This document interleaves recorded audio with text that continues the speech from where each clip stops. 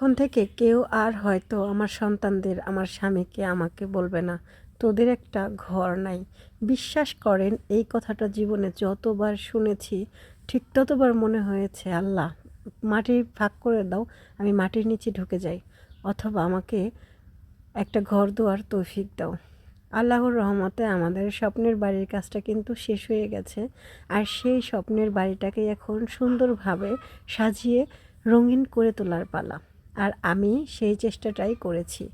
যদিও টিনের ঘর, অনেকের কাছে এটা কোনো ব্যাপারই না, কিন্তু বিশ্বাস করেন আমার এই ঘর, এই বাড়িটা করতে অনেক কষ্ট, অনেক কিছুর ভিতর দিয়ে যেতে হয়েছে। কত মানুষের কত কথাই যে আমাকে হজম করতে হয়েছে। আমাদের সন্তানের সামনে কতজন এই যে দরজা বন্ধ করে দিয়েছে, বলেছে আমাদের ঘরে তোদের আসতে দেব না, যা আমাদের ঘর থেকে বের হয়ে যা। আর এই কথাগুলো যে কতটা যন্ত্রণাদায়ক, এই কথাটা শুধুমাত্র সেই বাবা মাই জানবে যার সন্তানের সাথে এইরকম দুর্ঘটনা ঘটেছে। যাই হোক, আমাদের ঘরের কাজ তো হয়েছে।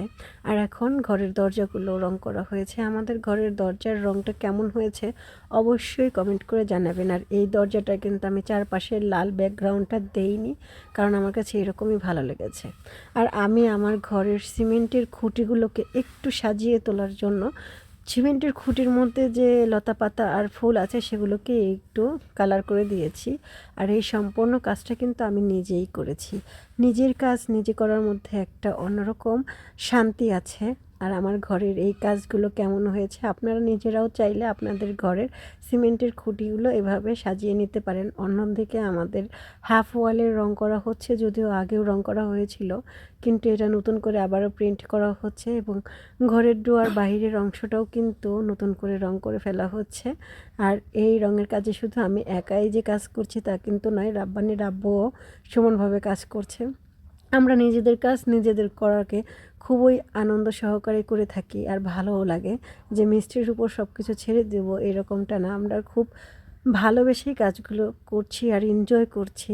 আর নিজের ঘরে নিজের জিনিসের কাজ করার মধ্যে একটা আলাদা শান্তি আছে। আর তার চাইতে বড় শান্তি হলো আজ থেকে কেউ আর বলবে না তোদের একটা ঘর নেই।